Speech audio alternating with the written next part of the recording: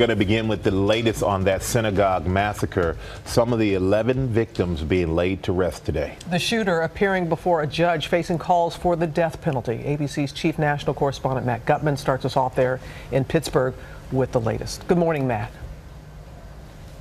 Good morning, Robin. That shooter was wheeled into court. He's accused of dozens of crimes, as you mentioned, those felonies.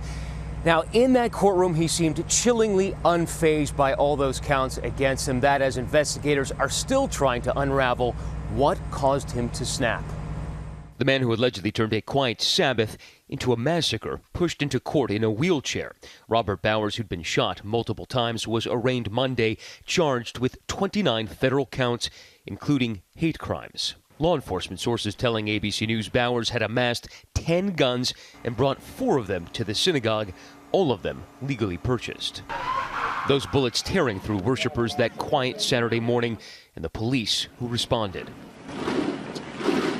Trauma surgeon Dr. Keith Murray is also a SWAT team member. We've already had 2 officers shot, and we're already getting reports of dead on scene. As his team moved into the lower sanctuary, they found an elderly woman shot in the arm, clinging quietly to the body of a friend.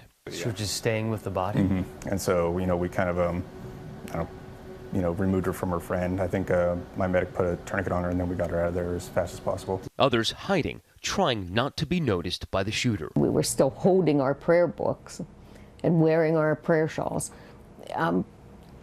We were trying to disguise ourselves as bags of clothing in a room of bags of clothing. Rabbi Jeffrey Myers helped several of his congregants flee and then acted as eyes and ears for police dispatchers. And I'm hearing people screaming, and it's seared in my brain. I can't erase that tape. Upstairs, the shooter blasting away at SWAT officers and spouting hatred. Suspects talking about all these Jews need to die. We're still communicating with them. One police officer riddled with bullets, Dr. Murray just feet away from the gunfire. One of the other officers drug him out of the room. Someone else removed his armor, took his helmet off, and they carried him down the stairs. So in between him getting shot and him getting handed off to us, 20 seconds. It was amazing. Officer Timothy Matson suffered injuries to his legs, arms, and head. So if we weren't there, there's no doubt in my mind he'd be dead. Rabbi Myers also thought he would be dead, until finally the SWAT team found him. How grateful were you to see them when they came in? Immensely. I really thought I was dead. I was gonna hang up my cell phone and make a video for my wife in the hopes that maybe they'd find the cell phone. Now, in Judaism, you're typically supposed to bury the dead as soon as possible, Robin, but we're told that funerals here in Pittsburgh will last all week long. Rabbi Myers told me that there are so many to bury. He's only one rabbi and can only do 2 funerals a day. Incidentally, Rabbi Myers is one of the people who will meet with President Trump later today. But, Matt, there are some people who are asking for the president not to come at this time, including the mayor of Pittsburgh.